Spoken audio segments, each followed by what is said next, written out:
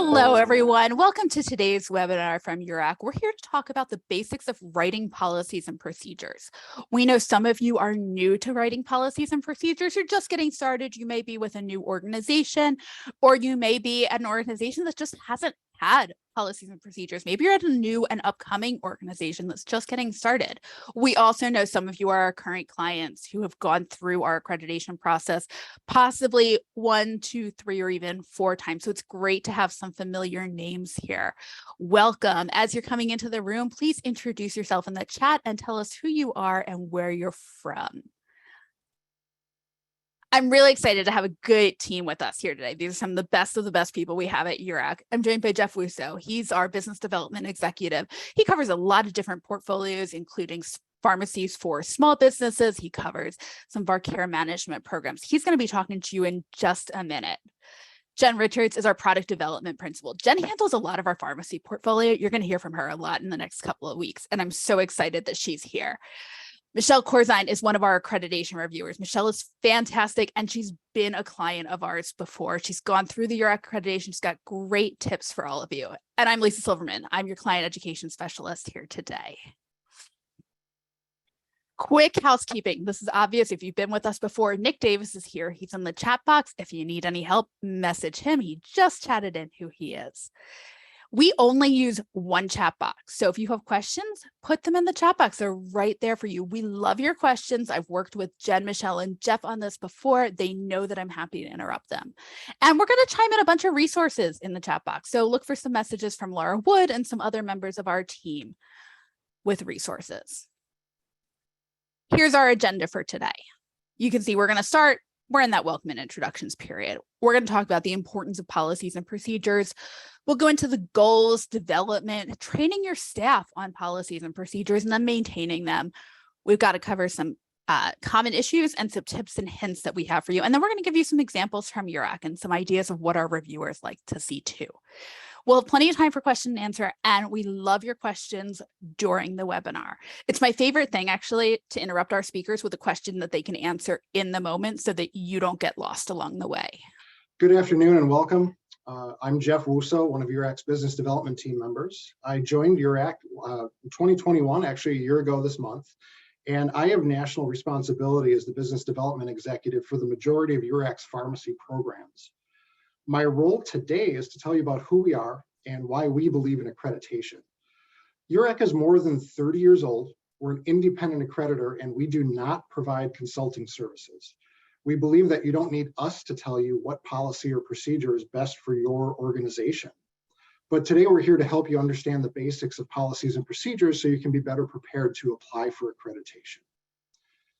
We pride ourselves on keeping the accreditation process fair and completely free of bias. Our reviewers, some of whom you meet during this webinar, are all clinicians themselves and average 20 years of experience in healthcare. The majority of our reviewers have been with URAC for at least 5 years, and they're experts in our programs and understand what contributes to high quality healthcare. Our clients represent many types and sizes of organizations, from virtual health startups to large pharmacies. We also have many clients from utilization management, independent review organizations, and population health, whose work matters more now than ever. Next slide, please. Here are the names and logos of just a few of our clients. You may recognize some of them, but others are just like some of the smaller organizations attending this webinar. We're proud to offer accreditations and certifications to organizations that have less than 10 staff members and to organizations that have tens of thousands of employees. Next slide. One of the hallmarks of the URAC accreditation process is the support we proudly provide our clients. You'll have both a client relations manager and an experienced accreditation reviewer assigned to your account. We'll also provide you with access to your program's specific accreditation guide, a guide to using AccreditNet, URAC's accreditation application software, and access to URAC's client information hub. Next slide.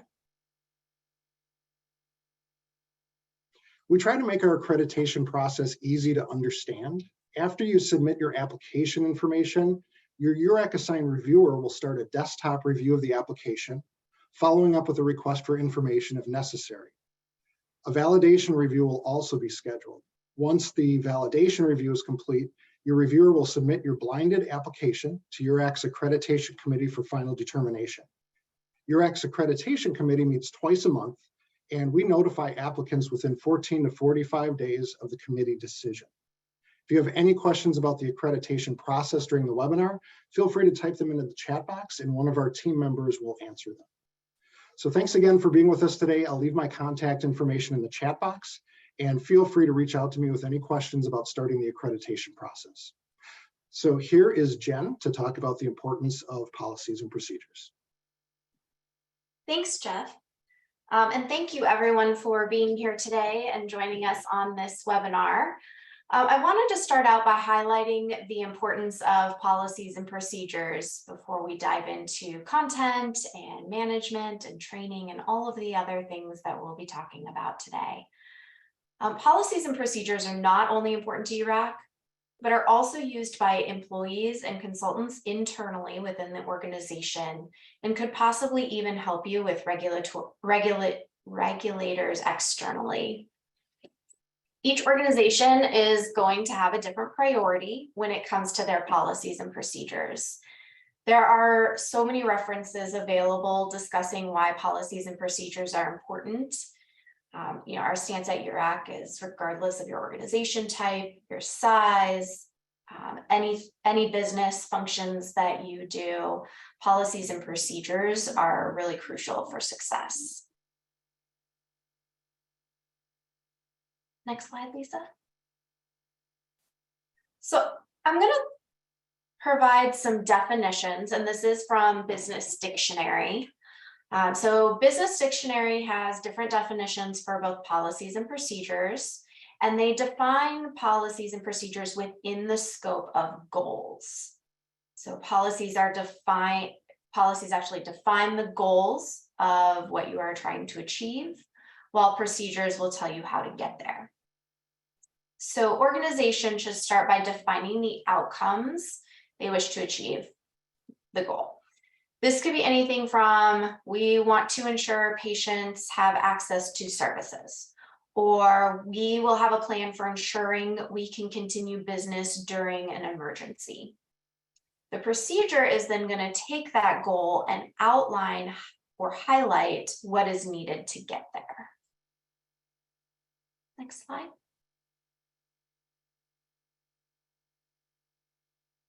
So for every step outlined in your procedure, you should be getting closer and closer to the stated goal or stance for your policy statement.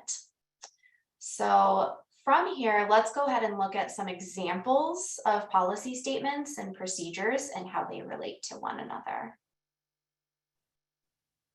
Lisa, next slide.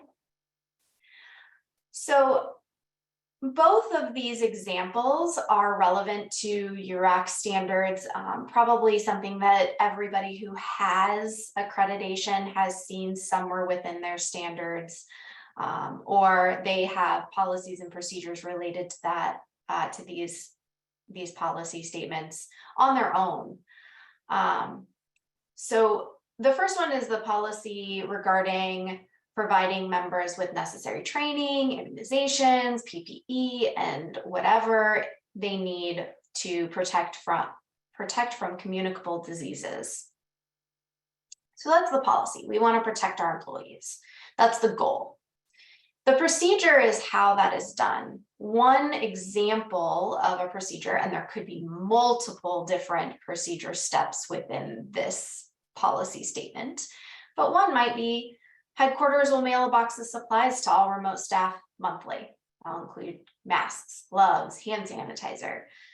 This probably has become really relevant for everybody who is within healthcare in the pandemic era. So everybody probably values masks, gloves, and hand sanitizer highly. This is one step that will help you hopefully achieve the goal of protection, if that is something that is the goal. The other example that we have here is we will meet the special needs of person who are deaf, blind, or hard of hearing. Our goal here is really to provide accessibility. With that, one possible outcome or one possible procedure step Maybe, team members will submit a request for patient materials to be created with options for large print, braille, or screen readers to the marketing team. Again, this is only one process step. There may be multiple process steps within a particular policy. So we've gone through the importance of policies and procedures and the definitions of what a policy is and what a procedure is. We want to go through the important, the benefits of having policies and procedures. And there are multiple. What we have here are just some of the highlights of benefits. So it really defines the organization's stance or goal on a certain topic. You can start to control outcomes through defined processes. You can really make sure that your employees understand what is expected of them and that your expectations are clearly defined. You can use policies and procedures to help train your staff. It makes training easier.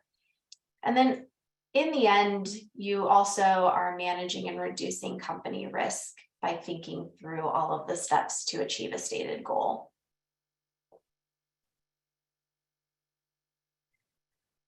So there are a few things to think about through a development process. The first thing we want to talk about is templates. So look for a template that you can use as an organization as a base for all of the policies and procedures.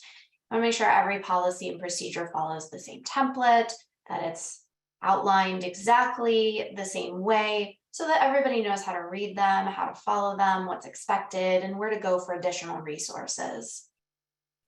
There are a ton of templates out on the web. Feel free to do even a simple Google search. There will be a lot of templates that come up if you're looking for a template. You want to use one that makes sense for your organization, will help document and be consistent.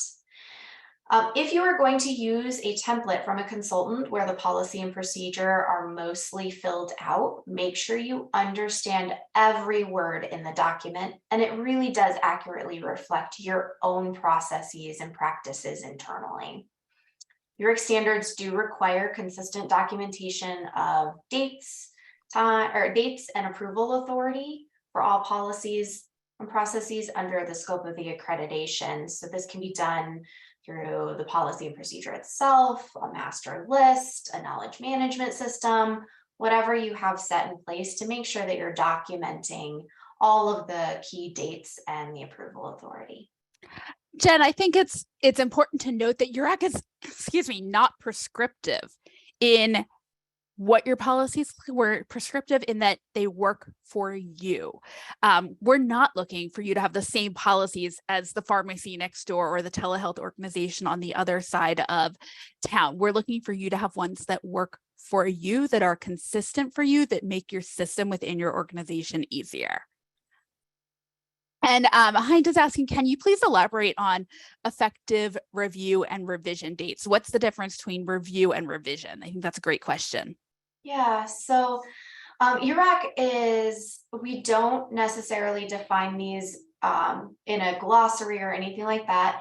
There are multiple definitions if you Google search that are very, very much aligned with one another. Effective date typically is the effective date of the policy. This can be updated when you do a revision if it needs to be. If there's something new within the policy that is wasn't previously required and you need to set a new effective date for that particular piece, that may be something that you want to add into, you want to update as you revise. Your review dates are going to be how often do you look at your policy and procedure and really go through and make sure everything is accurate. If you don't have anything to revise, everything looks good, nothing has changed, practices have remained the same, your goals and outcomes of what you would like to achieve are the same, you may not have a revision associated with that review. However, you may have a revision associated with that review, and you may need to put the last revision date on that policy or associated with that policy so people know that things have been updated. Jen, we have a great question here from Sonia. She says, to be clear, the effective date is the date of a change, not the date the policy was originally put into effect. It may be the date the policy was originally put into effect. The point of the effective date is really to communicate with your employees at what point they're required to be responsible for that policy and procedure, for meeting the intent of that policy and procedure. Jen, sorry, I was going to say, so it may be the original date. There may not be a whole lot of changes, or the changes that were made through revision may be very minor. And so the overall effective date of the policy and procedure may be the same.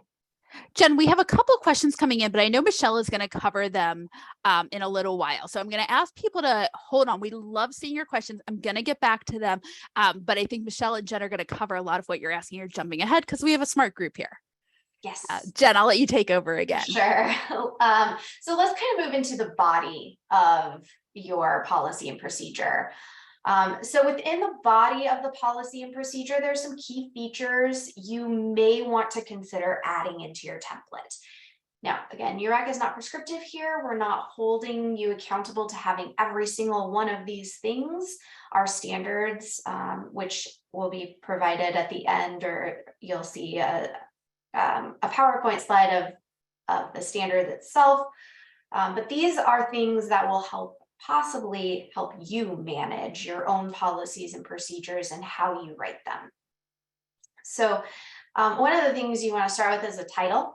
You want to ensure your title adequately reflects the purpose of the policy and procedure. Something that is way too long, probably not really helpful, especially if you're managing in a learning management software that may cut off things, or as you're searching through files, you may not see the full scope of the policy and procedure if you have your title too long. Give a number to the policy and procedure. This will help you order and organize those policies and procedures. It can help you go through workflows as well. The other thing that could be numbering system could be used for is delineating departments and who owns what policy and procedure. For a policy and purpose statement, this is really outlining your goal. What are you trying to achieve through the rest of this document?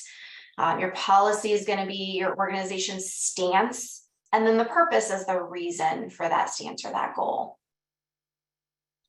Your scope and responsibilities. Scope is who does this policy apply to? Responsibilities are those people for whom the policy applies. What are their responsibilities as it relates to the policy? So it's really giving upfront those people who really need to know about the policy and what their responsibilities are with that policy. As far as process goes, be detailed but concise here. You don't want to add in extra steps that maybe you don't need, or you also don't want to add additional language or anything that makes the process too complicated or too hard to follow. Double check your process. Can someone follow the steps and get the same outcome every time? So Jen, among the many questions, I'm going to ask you to talk about a numbering system, because people are asking, how do you do it? And do you have to give a number to the policy and procedure? My guess is that's one of those things that just makes life a whole lot easier. And I'd love to hear from other people in the chat how they went about it. Some of you are pros at this. You've done it. You're just here for the refresher. But for any of our currently accredited clients, how have you done this? Feel free to chime in some of those best practices here. As Jeff mentioned, we are not consultants, so we're going to be clear about not giving consulting-like information here. And Jen can elaborate on that a little bit more about just doing the best thing for your organization. Yeah. So no, first of all, you don't have to have a numbering system. If you have 5 policies that drive all of your business practices, maybe you don't need a numbering system. If you're an organization that has tens of thousands of employees and not all of your policies and procedures apply to all employees, a numbering system may be useful to help delineate what is appropriate, or what department is responsible for what policies and procedures. It can also help you organize your own workflow. Giving a policy and procedure number may help you as you are thinking through what policies are related to one another, or how do I coordinate this, or are there steps to the policies and procedures? As a pharmacy example, is there a step for a policy for intake, a policy for dispensing medications, a policy for distribution? Those may be those may be flowed, and numbering can help with that as well.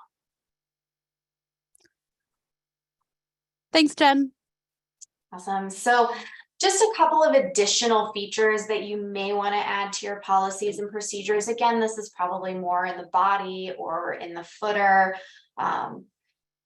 So include sections for possibly any reference to materials. This could be referenced SOPs or workflow documents, or even any associating policies and procedures. Any laws or regulations that are driving the policy and procedure may be helpful, especially as you are trying to review those policies and procedures and making sure that your regulatory compliance is up to date. And then any external resources that may be helpful in following through with those policies and procedures. You may want to include a definitions section. This is especially helpful if you are using unique terminology to your own organization, or you're using acronyms or abbreviations that you may want other people to understand fully.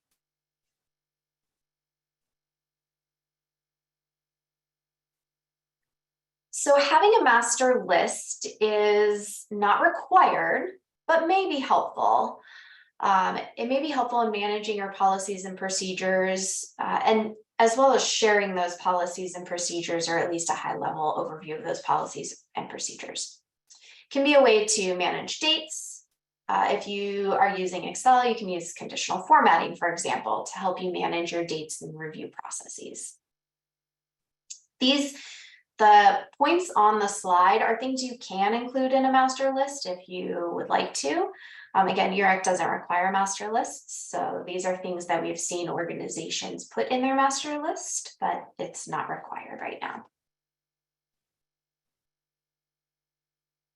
And then relevancy. This is really important when it comes to making sure that you have the right policies and procedures that provide the same outcomes every time, but don't restrict innovation or autonomy. So the content doesn't need to be too controlling. Not every policy and procedure is going to apply to every employee. So make sure that each step within the process is relevant to achieving the desired goals, and that if every step is relevant and will help achieve an outcome, then you can use that to help train employees. So a couple of examples of some controlling policies and procedures that we've seen, or that if you just do Google searches, you can see some of this.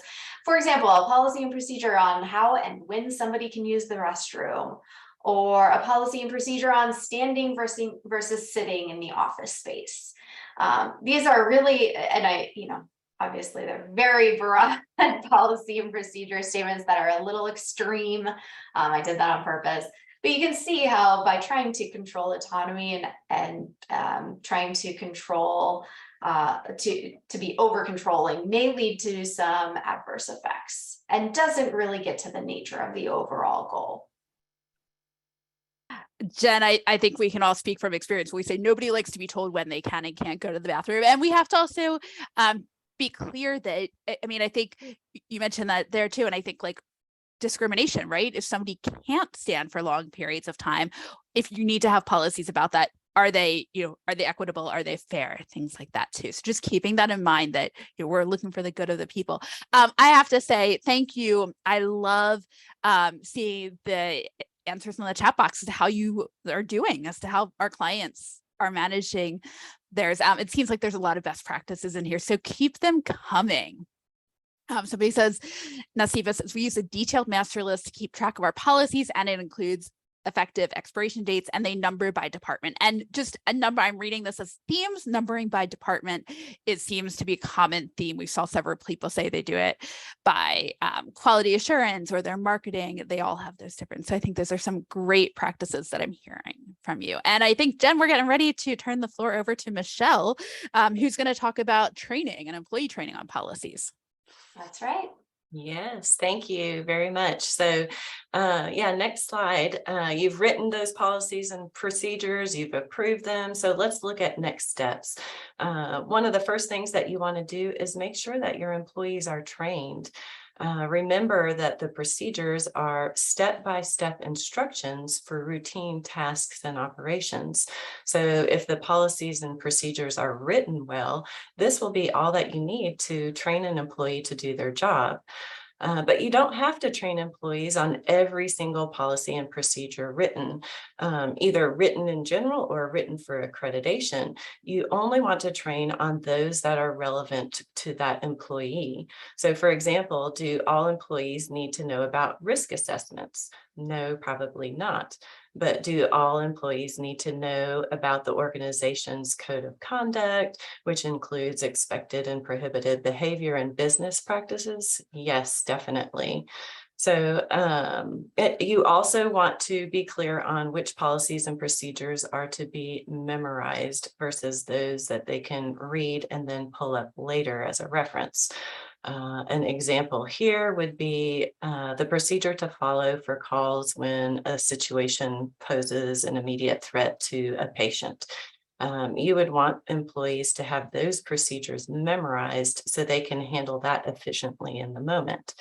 But knowing about consumer materials such as the welcome packet, which are required to be in plain language, the guidelines used to write materials in plain language, that might be something that specific employees read, and then it's available to pull up later as a reference.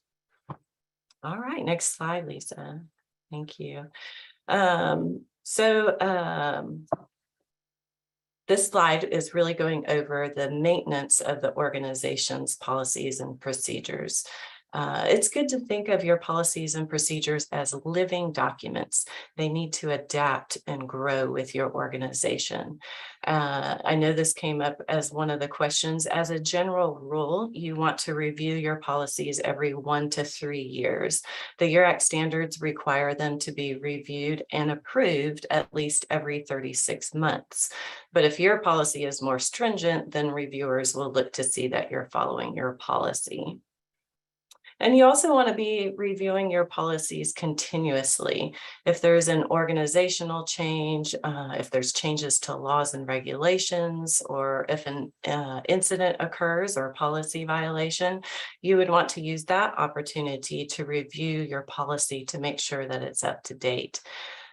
Questions to consider are, does the policy still have its intended effect? Are there any gaps in the policy? So just think about that as you're reviewing. It's best practice to make those changes to your policies and procedures before the process changes, rather than changing the procedure and then updating the policy. But you know, life happens and sometimes that does happen. So if you have changed a procedure, just make sure and you go back and update that policy. Michelle, I think, one things that we saw happen over the last couple of years was the pandemic. Obviously, it affected all of our work. So there are going to be those certain things that are going to happen that are going to say, wait, maybe we do need to change a policy. And maybe it's only a temporary change in policy, but something like telework, do you have employees who can be effective at their jobs outside of the office? What does that do for that policy, but how does it impact other employees as well? That's exactly right. Thank you. All right, so next thing on here is gathering input. When you're gathering input for your policy changes, be sure to consult those that are experts on the topic. I think about those IT policies and procedures, and really the IT department in general. So would we want the IT department to write those policies and procedures on the safe handling of hazardous materials? No, probably not. But most of us are medical professionals and not IT experts. So lean on them to help you with those policies concerning risk assessment and security of personal health information. And also consider speaking to your staff and review suggestions that come in from your customers, even those complaints that come in, because a lot of times that gives some clear direction on updates that are needed to processes or even the policy in general. All right, and then after your policy has been reviewed and approved, you want to make sure that the changes are communicated to your employees. Think of this as review, refine, train, and repeat. So review, refine, train, and repeat. It's just a continuous process. And then lastly, you want to make sure that the master list is up to date with those review dates, effective dates, and approval authority. And again, URAC does not require a master list. It can be on the master list or on the policy and procedure itself. All right, next slide, please, Lisa. This slide here is just a quick reference for you with some do's and don'ts when writing your policies and procedures. So let's start with the do's here. You want to have policies that reflect your organization's goals, priorities, and workflows.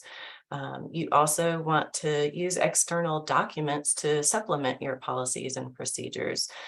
These could be workflow documents such as how to properly pack a box for shipping, or even standards of practice such as the quality management plan. Think of these as external documents that are lists or processes that may change or need updates frequently. Another do here is that you want to be clear so that your employees know what is expected of them. Eliminate that guesswork. Lastly, and the do list is make the policy and procedure as flexible as possible while producing the desired outcome. You want a good balance of rules to eliminate risk for your organization with enough flexibility to encourage skill development, growth, and natural talents that your employees have. So now let's look at those don'ts. You don't want to forget to review your policies and procedures at least every 36 months to the month and update that review date. And I know we've talked a lot about this already, and I wanted to mention it as well because it is often misunderstood. The effective date generally pertains to the initial implementation of policies and procedures, as well as the implementation of any subsequent changes. If no changes are made, the effective date remains the same. However, the review date is updated. So think of it this way: the review date will always change, and the effective date will only change if there are updates to the policy. And I just want to point out too, the standards require effective date, review date, and approval authority. Now, Jen talked about the revision date as well, and some organizations will use this as the new effective date. So the effective date is that original date that policy and procedure is put into effect, and then the revision date is updated every time the policy and procedure is changed. Again, like Lisa said, we're not prescriptive, just define your process in your policy and procedure. The next one on the list is don't create a new policy just for accreditation if your organization already has an existing policy on the topic. I always say work smarter, not harder, and don't try to recreate something that is already made. And along that same line, don't create and use policies and procedures that are not relevant to your organization. Ask yourself, does this portray our organization's mission and objectives? And the answer should always be yes. And then lastly, don't write in a language that is difficult to understand. Use clear and concise wording, making those policies easy to read and easy to understand. All right, next slide, please. Michelle, we have a question here, and I think this is an easy one to get tripped up on here. We need to clarify if the policy should be approved, reviewed, and updated annually or up to every 36 months. And I think the answer there is whatever your policy is your own policy is more stringent up to 36 months, correct? Yes, that's correct. So the standards actually require every 36 months to the month, but if a lot of organizations like to look at it annually. So if your policy states that you review your policies and procedures annually, we'll actually look to see that you're following your specific policy. And Jen also put an answer in the chat box here. I want to say that verbally. She said there are URAC program versions that require review of programs and policies at least annually. Newer programs require review at least every 36 months, recognizing that industry practice in healthcare aligns better with every 36 months. I can't just stress this enough. If you are a current client, if you are thinking about becoming a client, we put a lot of time and effort into our program guides. It's going to be a critical part of your accreditation experience. And it's got a wealth of information to answer a lot of these questions too. Yeah. And I think we're coming up to some of that. I don't know, do you have another question as well? If not, we have some tips that are actually specific to URAC here. I think I'd love to see some other people chatting in the question. Why don't you go ahead, Michelle, with the URAC specific tips? Okay, perfect. So the first one here are reaccreditations are more difficult because of the document upkeep, including those policies and procedures. So we like to say that the desktop review is the applicant's opportunity to show URAC that they're meeting the intent of those standards through their policies and procedures and the other supporting documentation provided. And then the validation review is the applicant's opportunity to show URAC that they're following their policies and procedures. So if you think about it, with an initial accreditation, that timeline is about 3 to 4 months. And when you're applying for reaccreditation, it's been 3 years. And so that's why it's very important to review your policies and procedures, know those standards that drive your daily processes, and ensure that you're following those procedures. And obviously not following procedures can lead to an undesirable outcome during the validation review. Another tip is that URAC does not expect you to have separate policies and procedures for each standard. Keep in mind that one policy and procedure may address multiple standards. We see this a lot of times with the standards that cover regulatory compliance, privacy and security of consumer health information, and ethics. So you may have one policy that covers all 3 of those areas. And then please make sure that you receive or read every policy and procedure you submit to URAC, ensuring that it meets the intent of each standard. We also recommend that you use the guide. Lisa's talked about the guide for each program. And then use that as a reference. There's interpretive information in each guide that has detailed information that really can help you tremendously. And then also look at the demonstrating compliance during the desktop review and demonstrating compliance on validation review. Those will help you as well. And then lastly here on this slide, as reviewers are reading through your policies, we're thinking, if I was an employee, would I understand the process? Would I know what is expected of me, behavior and business wise? So just keep that in mind as you're writing your policies, reread them and just think, is this clear? Can I use this to train my employees? I know we're about to bring Jen back on the screen here, so this question is for either of you. Once revisions are made and dates are documented, do people need to keep those previous versions accessible, or can they just kind of move them into an archive somewhere? It's a great question. From a review perspective, from URAC's perspective for reviews, if there is a process change in the middle of an accreditation cycle, we may ask that you pull up the policies and procedures associated with that change so that we can review appropriately based on your policies and procedures. Good example of this is if you have a policy that currently states that you will review policies and procedures annually and you update that to every 36 months, we'll be looking for that change within the cycle, the accreditation cycle, to ensure that you're continuously following your policies and procedures. Let me ask another question. Just maybe what you guys have seen. You've done your reviewer before you were at our product development team. What have we seen in terms of once people update a policy? How do they, anything you've seen people do for changing the numbering or anything like that? Do people put a year on it? Is that something? So Or is it whatever works for the organization? whatever works for the organization. So updating version numbers associated with reviews or revisions, totally up to the organization. It's based on your own practices, your own internal goals, your own management styles, everything else.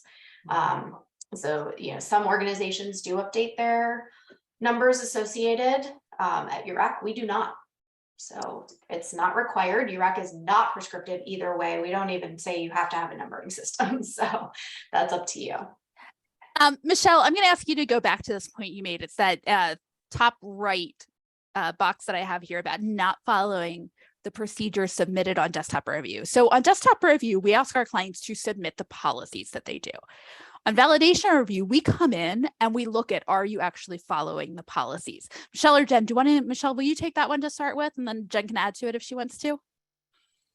Yeah, so that's really what we're looking for during the desktop review, submitting that supporting information, policies, procedures, meeting minutes. It could be like a shipping plan or any other supporting document to help meet the intent of the standard. And then during the validation review, again, this is where the guide is very valuable. Look to see what we're going to be looking for during the validation review. That will help you prepare for the validation review, help you prep your employees for the validation review, but we'll be coming on site to make sure that you're following those step-by-step procedures that you have. And like you said, this, not following procedures submitted on desktop review can lead to an undesirable effect, which, we all want to get that full accreditation right off the bat. And so organization, I think, is really key here.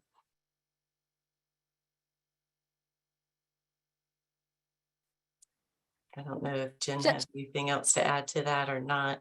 If not, we'll just jump right in, with the next slide. So these are actually URAC reviewer tips for success. So we actually did a poll from our reviewers and thought, what are you guys seeing? What are some tips that you would recommend for organizations that are either accredited or applying for accreditation as it relates to the policies and procedures? So one is quality is more important than quantity. The standards are looking for a lot of processes. So don't just say you're going to do something, but explain the how. Another is review for improvements continuously. This is especially important when applying for reaccreditation. Look for those standards that have been updated. Use that crosswalk that URAC provides as a reference as well. Another one that's not on here is don't be afraid to do a little research. Like Lisa said, I was on your side pursuing the accreditation, writing those policies and procedures. And let's be honest, it can be a little daunting. I know for myself, I'm not an IT expert, and I had no idea what a risk assessment was as it relates to your protecting your personal health information, and then a firewall. I had no idea what that was either.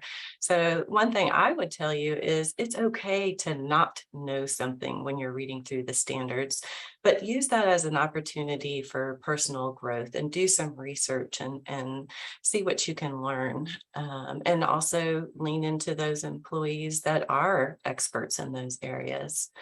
And then another thing I had is don't be afraid to ask questions. Reviewers have a wealth of information ready to share. Jeff talked about the client portal. There's a place there where you can ask questions, and those questions come directly to us as reviewers. We can't determine if something is compliant or not. We can't look at evidence and evaluate your evidence you've provided, but we can give guidance on the intent of the standards and even possibly offer some suggestions on how to demonstrate compliance. Jen, what tips do you have from the reviewers? So I think the biggest one always is own your own policies and procedures. This is just really important for a lot of organizations. The other thing too is, if we're reviewing your organization's policies and procedures, do we know what would be expected?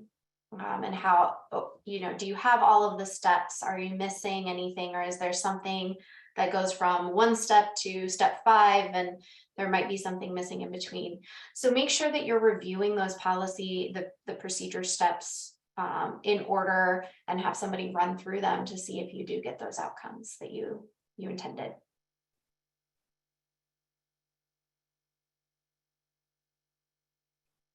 So the applicable standards, these are the 2 most recent versions of our policy and procedure document, or policy and procedure standards.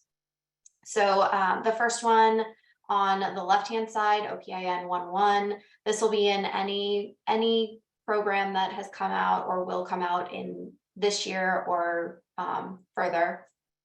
And then also the second side, the right side, OPIN 2.2, this has been in our standards for quite a while. This version of it has been with us for probably about 2 to 3 years now. So you'll notice the big difference between the 2 standards is that as far as applicability and what you need to provide and demonstrate is the maintain staff access to a master list. That is required in prior versions that have OPIN 2.2 for organizations who are seeking accreditation or will be seeking accreditation under the newer versions, either coming out that have already come out or will come out this year. You'll be under OPIN 1.1, and your primary function and goal is to disseminate new, changed, or updated policies and procedures to staff in a timely manner. So a little bit different there.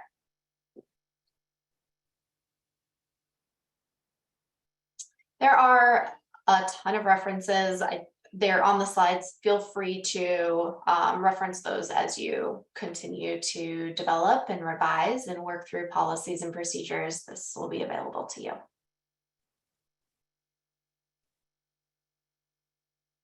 Jen, we have a ton of questions coming in here. I'm trying to keep up with all of them. The first one came through a little while ago, and we know organizations are not just applying for URAC accreditation. We know they're applying because they need to be accredited by several organizations, depending on the state, depending on where you are. Any tips there? Any suggestions? Any way you want to respond to that? Yeah, so really the biggest thing that you need to keep in mind is policies and procedures are actually for you. You need to be able to demonstrate, and your employees need to know what is expected of them. And so the first thing to keep in mind is URAC does not require policies and procedures per standard. I know we said that already. I'm sure it's in the slides somewhere else, but we really don't require a policy and procedure per standard.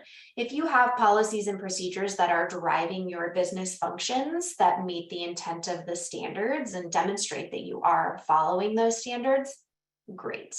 Please submit those, make sure that we have access to those, and we can review those policies and procedures regardless of what they're named and regardless of what order version number they have or who's approved them or anything like that. For us, we want to make sure that the policies and procedures that you are submitting to us are truly driving your practices. I saw one question that came through. Any suggestions on best practices for the transition when you're applying for reaccreditation? And Lisa, I hope it's okay, but I'll jump on that one because Please do. Thank you. You talked about the URAC Connect conference that's coming up at the end of October. And that's one of the things I'm going to be speaking to there, which is that crosswalk. So we have crosswalks that are available that help you guide you through that process. So they're all provided in a credit net under your library, the shared library. So look for that. But it talks about so you're in the 3.0 standards. I'm using the specialty pharmacy. You're in the 3.0 standards. You're moving to 4.0 standards, and it'll guide you. So this is what the standard is in 3.0, and this is what it is now in 4.0. Even talks about some of the updates and changes. So that really is a huge reference to help you through that transition. For sure. Thanks, Michelle. Michelle, I'm going to pick on you again here because the question is coming up, and Cindy, we may need to get back to you offline. There are a couple of questions that we'll want to follow up with people individually. We follow up in about 48 hours. Can you comment on CAP? I'm not quite sure if I know what CAP means, but I'm hoping that there's somebody who's more knowledgeable in this area. Michelle's nodding her head, which is Corrective awesome. action plan. Corrective action plan. Thank Yeah. you so much. Sometimes it's hard living in acronym city. When a health plan, HC's annual policy review reveals discrepancy in accuracy of the policy, or the departments are not following P&P policies and procedures as written. Okay, so yeah, that's a great question. Anytime that you find that you're falling out of compliance with the standards, I would definitely develop a corrective action plan for that. If you're in the middle of accreditation, then you want to give that to your reviewer. They'll go over that with you and go through next steps based on that. If you are in the middle of your 3-year accreditation cycle, I would just hold on to that. I don't know, Jen, if you have something different to say, but in my opinion, I would hold on to that. And then when you go through the accreditation process, just make that be known, that you recognize you fell out of compliance with the standards. This is what happened. You document what happened. You have a plan to pull yourself back up into compliance with the standards, and then follow that through until you are 100% in compliance with the standards. Yeah, agreed. Perfect. So, Del, I see you posted a question here about risk assessment. I'm not quite sure that's something we can take right now, but Michelle or Jen, Michelle, I see maybe, and I think I need to understand the question a little bit better. But I know risk management is one of our foundational focus areas. So either one, you want to speak to that, or should we just get back to Del? Jen, I think I see your head nodding. Yeah, so risk assessment is one of our foundational focus areas across most of our programs. At URAC, we're not a consulting organization.